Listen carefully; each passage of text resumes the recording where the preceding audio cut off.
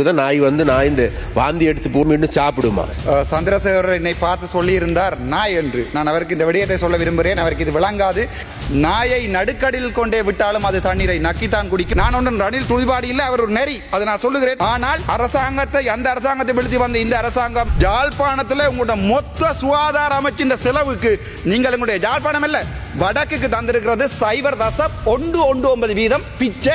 அப்படி பார்த்தால் 36 பில்லியன் எங்க நாட்டுக்கு நட்டம். உங்களுடைய பிள்ளையான பொருளாதார கொள்கை. வவுனியாவில் ஒரு கொலை சிசு வழக்கு, அந்த வழக்கால தான் நான் ஜெயிலுக்கு போனேன். மன்னார் வைத்தியசாலையில தான் பால் கொடுத்து கொண்டிருக்கல வைத்தியர் பார்க்காதால ப்ளீட் பண்ணி செத்து நிலத்துல விழுந்து செத்தது. வைஷாலினி என்ற பிள்ளைக்கு கையை வெட்டி அவளை ஒரு ஊனமாக மாற்றி இருக்கிறோம்.